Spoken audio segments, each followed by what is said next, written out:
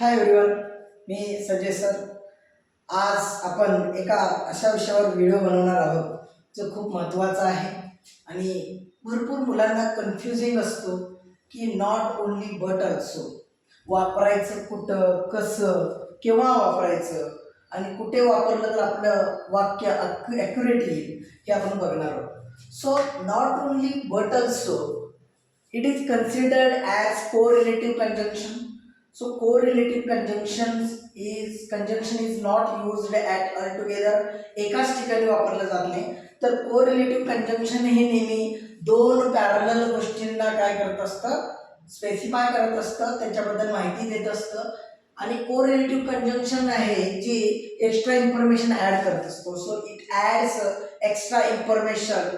एक गोष्ट आणि दुसरी गोष्ट यांना जोडण्याचं काम नॉट ओन्ली बट ऑल्सो करत असतं. Not only but also, as well as, both and, either or, neither nor, या सर्व गोष्टी यामध्ये नॉट ओन्ली बट ऑल्सोच्या स्वरूपाने वापरल्या जातात. इथं सगळ्यात महत्त्वाचं, नॉट ओन्ली बट ऑल्सो वापरताना दोन्ही गोष्टी सत्य आणि इम्पॉर्टंट महत्त्वाचे आहेत असं दाखवलं जातं.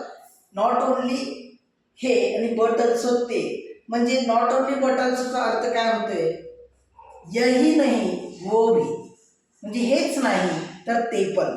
नॉट ओन्ली बट ऑल्सो म्हणजे हेच नाही तर ते पण. I like not only maths but also science. मला फक्त गणितच आवडत नाही तर विज्ञान सुद्धा आवडतं. हेच नाही तर ते सुद्धा आवडतं. तर आपल्याला जर स्ट्रक्चर बघायचं असेल तर आपल्याला लक्षात ठेवायचं आहे पॅरललिझम इथं वापरला जातो, म्हणजे समांतरतावाद. समांतर जसं रेषा असतात, समांतर रेषा ह्या काय असतात, समान अंतरावर असतात, म्हणजे त्या दोन्ही रेषांना विशेष महत्त्व असतं. तसंच या नॉट ओन्ली बट ऑल्सोमध्ये दोन ज्या आयडियाज आहेत, दोन नाऊन आहेत, दोन कॉमन नाऊन आहेत, दोन ॲडजेक्टिव्ह आहेत, दोन वर्ब आहेत, दोन ॲडवर्ब आहेत, दोन प्रिपोजिशन आहेत. ह्या दोन सर्व गोष्टींना काय इक्वल इम्पॉर्टन्स आहे. तर हे दाखवण्यासाठी काय वापरलं जातं, नॉट ओन्ली बट ऑल्सो वापरलं जातं. तर तुम्हाला इथं स्ट्रक्चर दिसू शकेल, not only first part but also second part. मग नॉट ओन्ली फर्स्ट पार्ट आणि बट ऑल्सो सेकंड पार्ट म्हणजे काय, हे झालं नॉट ओन्ली बट ऑल्सोचं स्ट्रक्चर. आता नॉट ओन्ली फर्स्ट पार्टमध्ये काय काय येतं तुम्हाला माहिती आहे. आता फर्स्ट पार्ट आणि सेकंड पार्ट याच्यामध्ये काय काय येतं. फर्स्ट पार्ट आणि सेकंड पार्टमध्ये येतं नाऊन आणि नाऊन, दोन गोष्टी आहेत. फर्स्ट पार्ट पण नाऊन असतो, सेकंड पार्ट पण नाऊन असतो. अजून काय येतं फर्स्ट पार्ट आणि सेकंड पार्टमध्ये, अजून काय येतं प्रोनाऊन आणि प्रोनाऊन. परत काय येतं फर्स्ट पार्ट आणि सेकंड पार्टमध्ये ॲडजेक्टिव्ह आणि ॲडजेक्टिव्ह.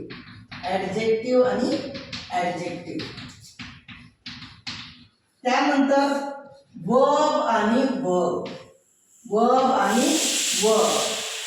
नंतर ॲडवर्ब आणि ॲडवर्ब.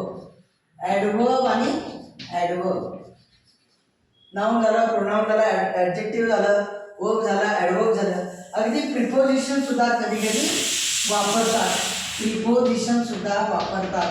त्यामुळं आपल्याला पॅरललिझमचं लक्षात ठेवत असताना हे लक्षात ठेवायचं आहे की दोन्ही गोष्टीला समान महत्त्व देण्याचं काम होतं. Pronoun, not only pronoun but also pronoun. Not only adjective but also adjective. Not only verb but also verb. Not only adverb but also adverb. Not only preposition but also preposition.